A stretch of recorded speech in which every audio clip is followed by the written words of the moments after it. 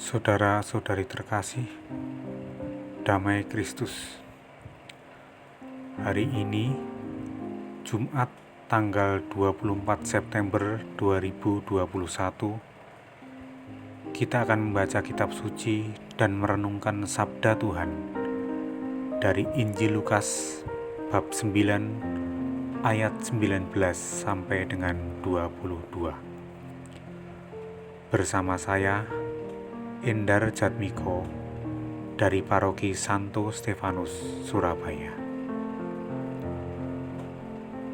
Dalam nama Bapa dan Putra dan Roh Kudus.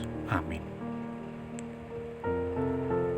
Allah Bapa yang Maha Pengasih, puji syukur kami ucapkan kepadamu, karena pada hari ini kami Engkau berikan kesempatan untuk membaca dan merenungkan sabdamu.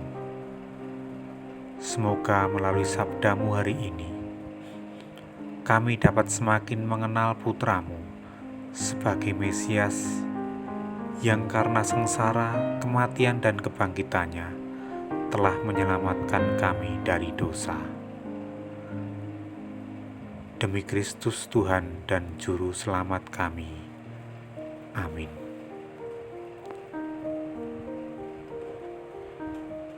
Inilah Injil suci menurut Lukas. Dimuliakanlah Tuhan. Pada suatu ketika Yesus sedang berdoa seorang diri. Maka datanglah murid-muridnya kepadanya.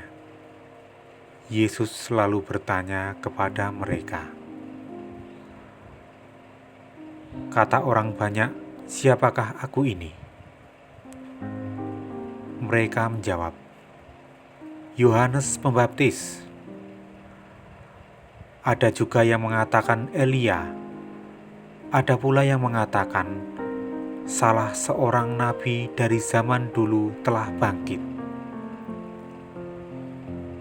Yesus bertanya lagi, "Menurut kalian, siapakah aku ini?" Jawab Petrus, "Engkaulah Kristus dari Allah." Dengan keras Yesus melarang mereka memberitakan hal itu kepada siapapun. Lalu ia berkata, "Anak manusia harus menanggung banyak penderitaan dan ditolak oleh para tua-tua, oleh para imam kepala dan para ahli Taurat, lalu dibunuh dan dibangkitkan pada hari ketiga." Demikianlah sabda Tuhan. Terpujilah Kristus. Bapak, Ibu, saudara-saudari yang dikasihi Tuhan,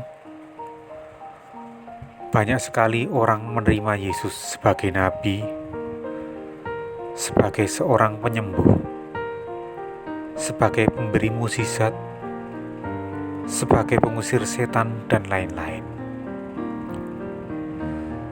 Seperti apa yang dikatakan Petrus, bagi kita orang Kristiani, Yesus adalah seorang Mesias atau seorang pembebas yang melalui penderitaannya membebaskan umat manusia dari cengkraman dosa.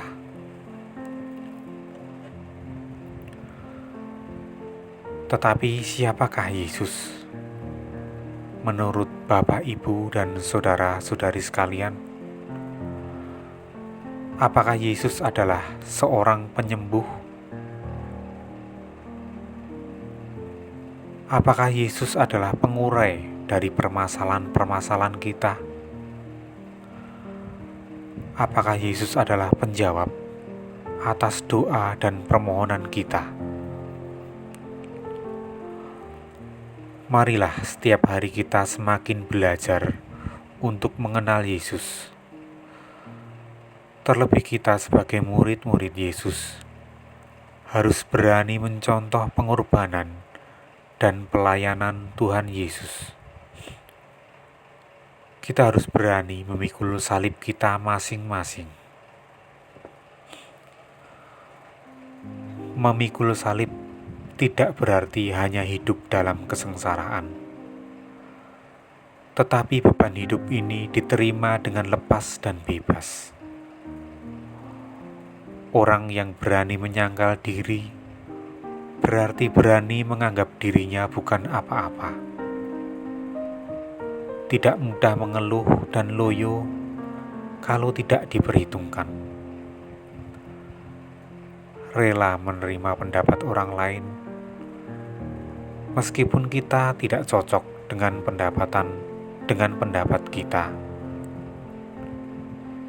Tidak mudah menuntut orang lain, tetapi justru memperjuangkan kebahagiaan orang lain dan rela melayani terlebih dahulu.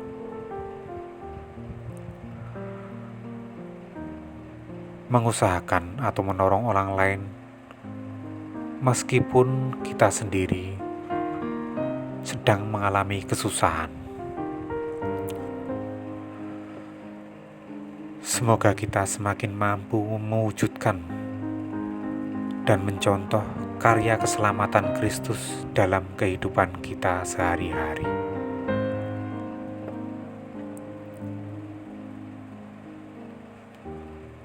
Marilah berdoa. Allah penyelenggara kehidupan, terima kasih atas kurban salib yang Engkau pikul untuk dosa-dosa kami. Semoga hari ini pun kami berani memikul salib kami masing-masing untuk membantu dan melayani orang-orang yang kita jumpai dalam kehidupan kami sehari-hari. Demi Kristus Tuhan dan pengantara kami. Amin. Semoga Tuhan beserta kita, sekarang dan selama-lamanya. Semoga kita diberkati oleh Allah yang Maha Kuasa, dalam nama Bapa dan Putra dan Roh Kudus. Amin.